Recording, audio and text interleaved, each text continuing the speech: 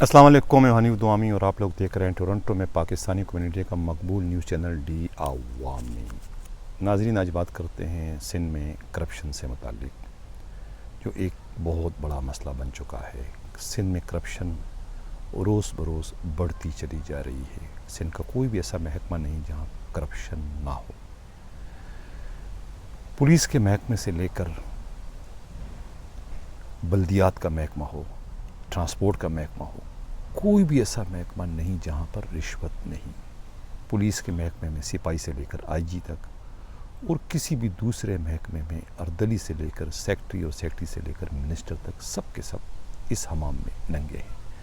हर कोई अपने कद और वज़न के हिसाब से रिश्वत वसूल कर रहा है, जिससे ऐसा लगता है कि सिंध के अंदर करप्शन जो है उसको फ्री जोन का दर्जा दे दिया गया है। ऐसा लगता है कोई कानून ही नहीं, किसी को कोई खौफ ही नहीं है। हर बंदा खुलेआम रिश्वत ले रहा है, ना रिश्वत देने वाला घबरा रहा है और ना ही रिश्वत लेने वाला शर्म महसूस कर रहा है। हर आदमी डीट बनकर, दूसरे लफ्ज़ों में बेगैरत बनकर रिश्वत वसूल कर रहा है। सिंध में ये वबा तेज़ी के साथ बढ़ती चली जा रही है। हालांकि कानून की किताबों में करप्शन की सज़ाएं भी हैं और गिरफ्तारी भी है, सब कुछ है, लेकिन अमलन उसके बरक्स हो रहा है। इसलिए कि कानून बनाने वाले यानी सियासतदान वज़ीरों की शक्ल में रिश्वत ले रहे हैं, और उसी कानून पर अमल दरामद करने वाले यानी उस कानून को नाफिज करने वाले पुलिस अफसरान या सरकारी दूसरे अफसरान या ब्यूरोक्रेट, वो भी रिश्वत वसूल कर रहे हैं। जब सब के सब रिश्वत वसूल कर रहे हैं तो फिर उस कानून पर अमल दरामद कौन करेगा? वो कानून किस तरीके से शर्मिंदा ताबीर होगा, जो कि मेरे ख़्याल से नामुमकिन है। यही वजह है कि सिंध के अंदर करप्शन पाकिस्तान के दूसरे सूबों और दूसरे इलाक़ों से के मुकाबले में बहुत ज़्यादा है। करप्शन की मिकदार भी ज़्यादा है, करप्शन की तादाद भी ज़्यादा है।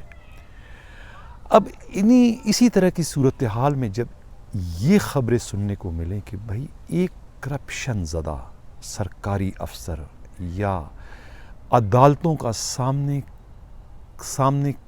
किया हुआ शख्स, अदालतों से ज़मानतों पे रिहाई पाने वाले सरकारी अफसरान दोबारा से पोस्टिंग के लिए भागदौड़ कर रहे हैं, न सिर्फ वो ख़ुद भागदौड़ कर रहे हैं बल्कि ख़ुद सरकार भी उन्हें दोबारा से अहम ज़िम्मेवारियाँ देने के लिए बेचैन और बेताब नज़र आए, तो इस पर आप क्या कहोगे?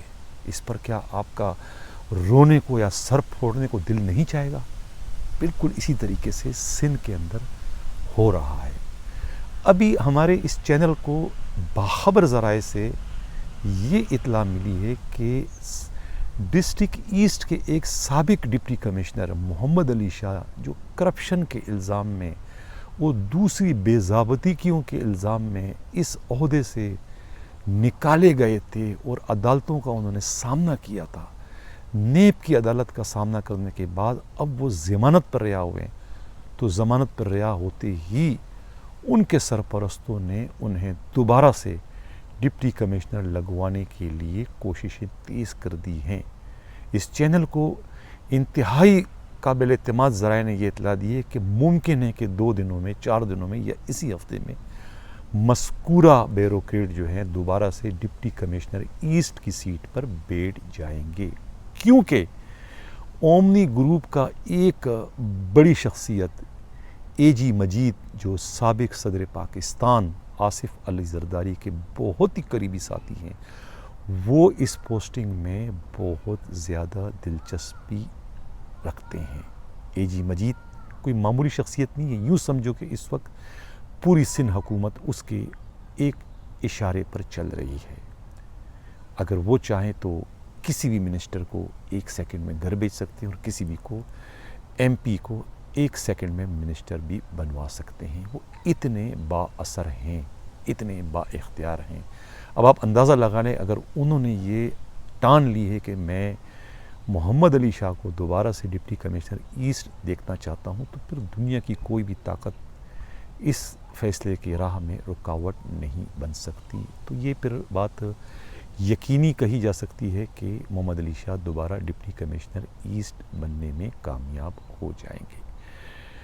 مذکورہ ڈی سی کا ایک رائٹ مین یا فرنٹ مین یا دوسرے معنوں میں ہم اس کو دلال کہہ سکتے ہیں، جناب یونس کڈوانی، جو ان کے لیے بتہ وصول کرتا تھا بلڈر مافیا سے، لینڈ مافیا سے اور دوسرے جتنے بھی مافیاز اس دھندے میں ملوث ہیں، ان سب سے لاکھوں نہیں کروڑوں روپے کا بتہ وہ لایا کرتا تھا۔ وہ نیب کے ریڈار پر تھا، نیب اسے گرفتار کرنا چاہ رہی تھی، لیکن مخبری ہو گئی اور وہ پاکستان سے بیرون ملک فرار ہو گئے، جہاں جا کے انہوں نے سیاسی پناہ بھی لے رکھی ہے۔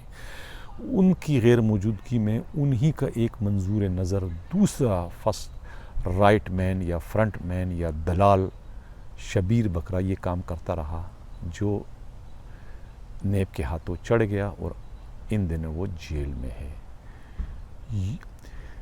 شبیر بکرا کے بعد تیسرا جو ان کا ایک رائٹ مین ہے خالد یوسفی، جس کا نام ہے، وہ اب اس وقت کھلی فضا میں وہی سب کام کر رہا ہے، یعنی وہی دلالی کر رہا ہے جو پہلے یونس کڈوانی کر چکا تھا۔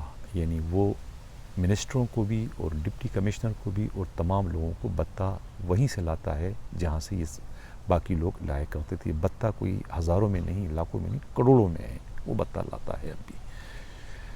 اچھا، اب یہ جو ہے خالد یوسفی صاحب، یہ ان کی روز ملاقات ہوتی ہے سندھ کے ایک بہت ہی لاڈلے منسٹر سے، جنہیں دنیا ناصر شاہ کے نام سے جانتی بھی اور پہچانتی بھی ہے۔ ان کے بنگلے میں ملاقاتیں ہوتی ہیں، ان ملاقاتوں میں حسن زاداری بھی ہوتے ہیں، ان ملاقاتوں میں جناب اے جی مجید صاحب بنفس نفیس خود بھی ہوتے ہیں، اور ایک اور منسٹر بھی ہوتے ہیں جن کا نام اس وقت سامنے نہیں آ رہا، وہ بھی اس میں ملاقاتوں میں ہوتے ہیں۔ اب ان تمام لوگوں کی پوری کوشش ہے کہ دوبارہ سے جناب محمد علی شاہ جو ہے وہ ڈپٹی کمشنر ایسٹ بن جائے اور ان کا جو ادھورے کاروبار ہے دوبارہ سے چل پڑے، یعنی کروڑوں کا بتہ انہیں دوبارہ آنا شروع ہو جائے۔ یہ صورتحال ہے۔ اگر یہی صورتحال اسی طرح سے چلتی رہی تو پھر یہ جو نیب ہے یا نیب کے قوانین ہیں یا کرپشن کے لیے جو وفاقی حکومت اتنی چیختی چلا رہی ہے، تو کیا ہوگا؟ کچھ بھی نہیں ہوگا۔ کرپٹ لوگ گرفتار ہوں گے، دوبارہ آئیں گے، دوبارہ پوسٹیں لیں گے، دوبارہ سے کرپشن کریں گے، بلکہ جب دوبارہ وہ کرپشن کریں گے، ان کی کرپشن کا جہاں ریٹ بڑھ جائے گا، وہاں ہی ان کے ذہن سے، دل سے گرفتاری کا، قانون کا خوف بھی ختم ہو جائے گا۔ وہ اسے کھیل سمجھیں گے، جس طریقے سے اب اگر ان کی پوسٹنگ ہو جاتی ہے تو یہ بھی اسے کھیل ہی سمجھیں گے۔ اب یہ تو سندھ کے وزیر اعلیٰ کو سوچنے والی بات ہے کہ مراد علی شاہ اس پر کیا اسٹینڈ لیتے ہیں۔ کیا وہ محمد علی شاہ کو دوبارہ پوسٹنگ دیں گے؟ اگر وہ پوسٹنگ دیتے ہیں تو یہ تو خود سندھ حکومت کی رسوائی کا ایک چلتا پھرتا اشتہار بن جائے گا۔ کیا سندھ حکومت اس رسوائی کو برداشت کر پائے گی؟ کیا آصف علی زرداری اور ان کی پارٹی پیپلز پارٹی اس رسوائی کو برداشت کر پائے گی؟ میرے خیال میں کہ ایسا نہیں ہونا چاہیے۔ ان شخصیات کو، خاص طور پہ پیپلز پارٹی کو، سندھ کی عوام کا نہیں تو کراچی کی عوام کا خیال کرنا چاہیے۔ ان پر جو یہ راشی افسران مسلط کر دیتے ہیں، یہ اچھی بات نہیں ہے۔ اس سے سندھ کا نام بدنام ہو رہا ہے، سندھ خود بدنام ہو رہا ہے، اور سب سے بڑھ کر ان کی پیپلز پارٹی بھی بدنام ہو رہی ہے۔ اسی کے ساتھ میں اجازت چاہتا ہوں۔ اللہ حافظ۔